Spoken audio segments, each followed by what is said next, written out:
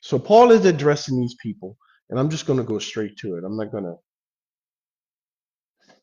beat around the bush. Okay, look at this. God, who made the world and everything in it. Since now what is God's definition of world?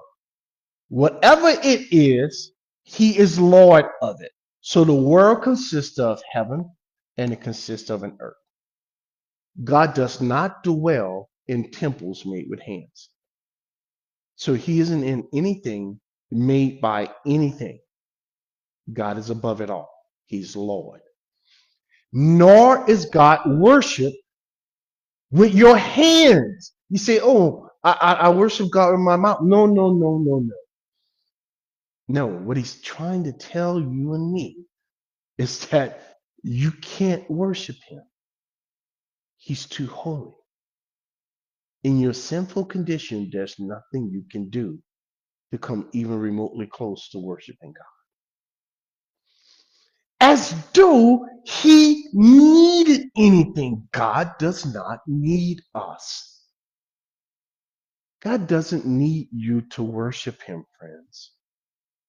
You think that's going to make him more God or less God if you decide to worship or not to worship him? Is he not still Lord of all? Is he not still the creator? If you determine not to worship him, yes, he's still the creator. He's still Lord. He is still God. And there's nothing you can do about it. Why doesn't God need me? Why doesn't God need you? Why doesn't God need the angels or the sun, the moon, or any of this other stuff that he's created? Because God himself is the giver of life to all things. Not only that, but he's the giver of life. He's the sustainer of life through breath. And he nourishes it. He protects it. He shields it. He kills it.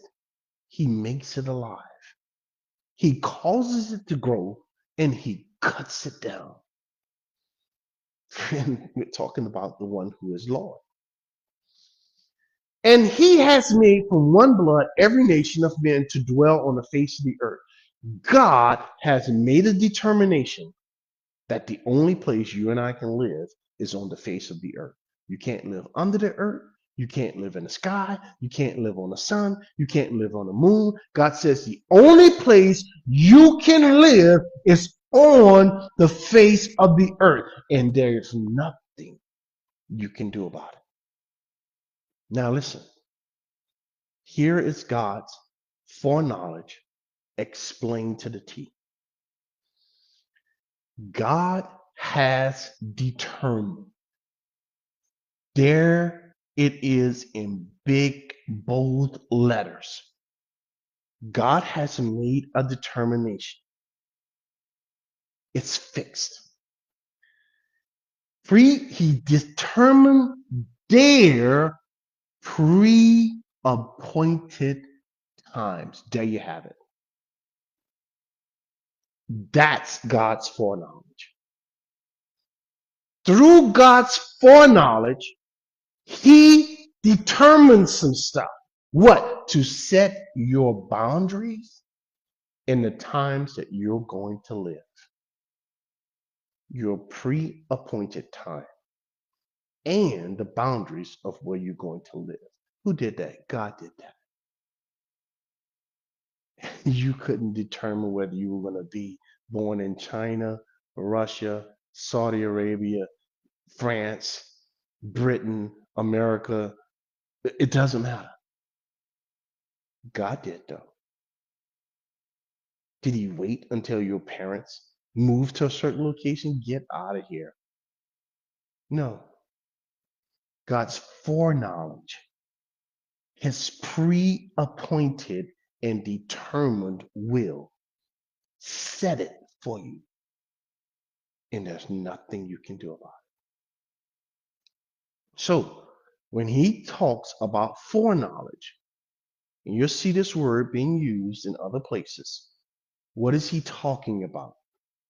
I just explained to you through the scriptures, not my own words. It simply means something God pre-appointed.